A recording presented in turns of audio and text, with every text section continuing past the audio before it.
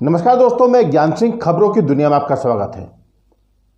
2014 में बड़े जोर शोर से भाजपा ने हल्ला मचाया था कि हम अगर सत्ता में आते हैं तो महंगाई को कम करेंगे, लेकिन उसके उल्टा हुआ है, विपरीत हुआ है। जैसे भाजपा सरकार में आई और केंद्र की सरकार बनी तो लगातार महंगाई के दाम जो है वो बढ़ते चले गए। आज आलम यह है कि रसोई गैस का सिलेंडर जो है वो लगभग 825 रुपये हो चुका है। पेट्रोल 100 के पार होने को तैयार है, डीजल के दाम भी 100 के पार होने को तैयार है। ऐसे में अगर खाने पीने की हम वस्तुओं को देखें, चाहे वो दाल हो या तेल हो, तो सभी के दाम आसमान छू रहे हैं। सरसों का तेल और रिफाइंड 150-160 रुपये बिक रहा है। दालें कोई सी भी हों वो 100 के पार हैं। ऐसे में लगातार गरीब जनता को, आम जनता को परेशानियां उठानी पड़ रही हैं। जबकि कुछ लोग तर्क ये भी दे रहे हैं कि लॉकडाउन में जो सरकार ने फ्री अनाज दिया है या लोगों को राहत दी है तो उसको लेकर दाम बढ़ाए जा रहे हैं।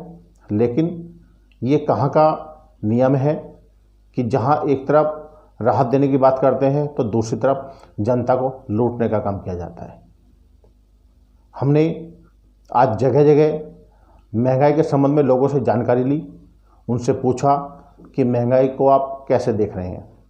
लोगों का साफ तौर पर कहना था कि आज महंगाई की मार ये है कि अगर हम किराना स्टोर पर जाते हैं तो जहाँ पहले 1000-1200 रुपये में थैला फुल हो जाता था, आज उसमें कुछ सामान आ पाता है।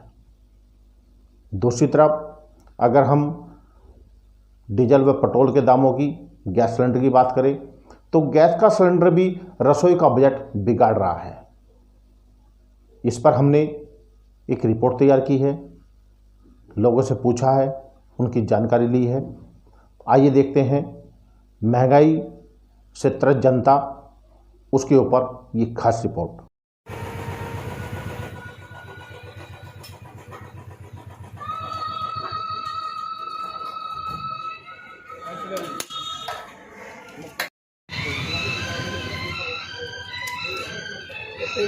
दिख जाए पेट्रोल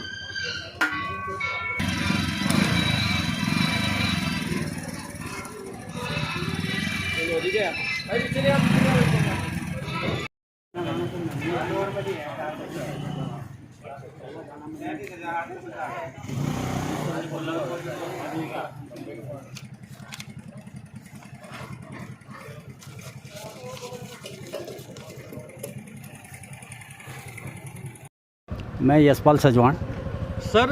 लोक गायक उत्तराखंड। अच्छा सर, आपका खबर पक्षपात में बहुत बहुत स्वागत है। हाँ जी। जैसा कि आप देख रहे हैं कि दिन पे दिन पेट्रोल, डीजल और घरेलू जो सिलेंडर है उनके दाम बढ़ते जा रहे हैं, तो आप सरकार से क्या अपील करना चाहेंगे? सरकार से हम यही अपील करना चाहते हैं कि ये रोज़ जो पेट्रोल का दाम और डीजल का दाम बढ़ रहा है, इससे जो है ट्रांसपोर्ट पे बहुत फ़र्क पड़ेगा। जो वो माल लाएंगे तो एक्स्ट्रा चार्ज लेंगे, तो महंगाई बढ़ेगी, गरीब जनता इसमें पिसेगी, मध्यम वर्गीय परिवार इसमें पिसेंगे। तो सरकार को यही चाहिए कि जो ज़रूरत की चीज़ें हैं, मेन चीज़ पेट्रोल और डीजल,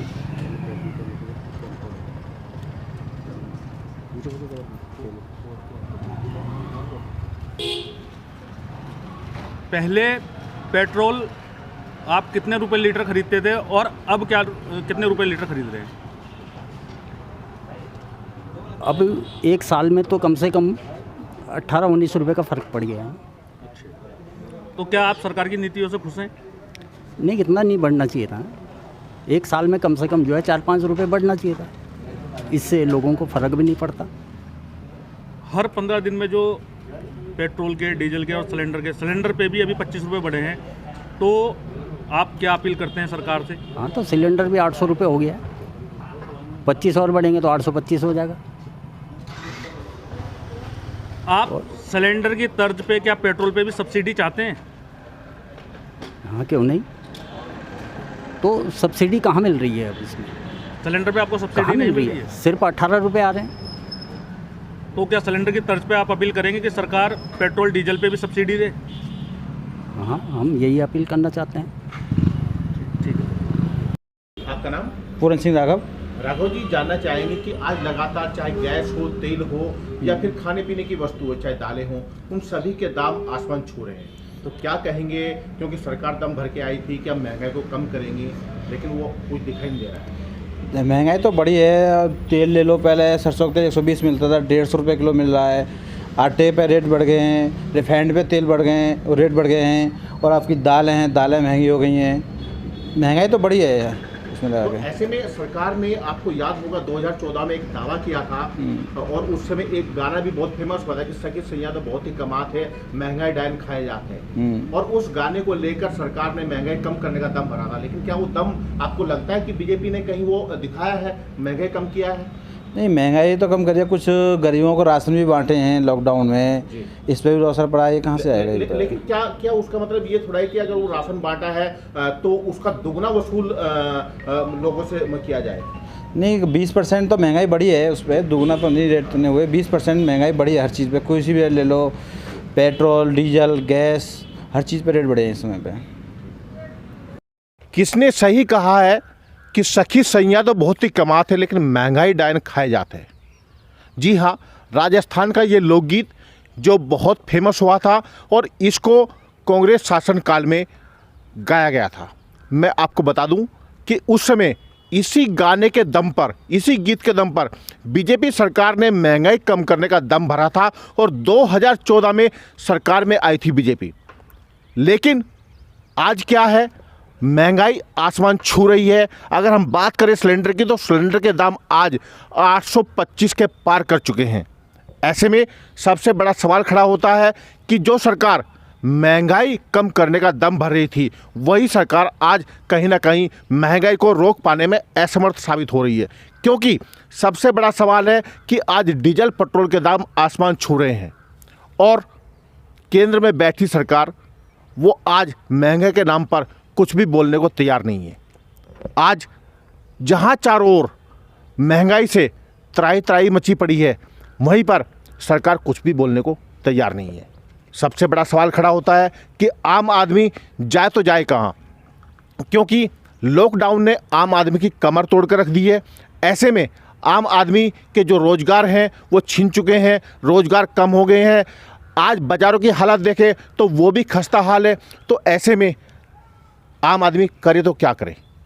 लेकिन सरकार महंगाई को कंट्रोल करने पर कोई भी उसका दावा सामने नहीं आ रहा है और महंगाई को रोक पाने में सरकार असमर्थ साबित हो रही है। ज्ञान सिंह, विकासनगर से, खबर पछवादून के लिए। लगातार महंगाई की मार झेलती जनता और लगातार पेट्रोलियम पदार्थों के दाम बढ़े, ऐसे में आम जनता परेशान है। आज हम एक डिपार्टमेंटल स्टोर पर पहुंचे हैं जहां पर हम आपको दिखाना चाहेंगे। ये मेरे सामने दालें हैं जिसमें चना है, अन्य चीज़ें हैं। कोई भी दाल अगर आप देखें तो वो 110 रुपये से या 100 रुपये से कम नहीं है। ऐसे में सबसे बड़ा सवाल खड़ा होता है कि जहां एक कहावत थी कि दाल रोटी खाओ प्रभु के गुण गाओ, लेकिन अब तो लगता है कि वो दाल भी आम आदमी की थाली से गायब होती दिखाई दे रही है। तो ऐसे में सबसे बड़ा सवाल खड़ा होता है कि जहां बीजेपी सरकार ने दम भरा था कि हम महंगाई कम करेंगे और 2014 में उन्होंने इसी दम पर चुनाव जीता था और सरकार में आए थे, लेकिन सबसे बड़ा सवाल खड़ा होता है कि जहां आज महंगाई आसमान छू रही है, तो ऐसे में क्या सरकार इस महंगाई को कम कर पाएगी या आम जनता महंगाई से ऐसे त्रस्त रहेगी? ज्ञान सिंह, विकासनगर से, खबर पछवादून के लिए।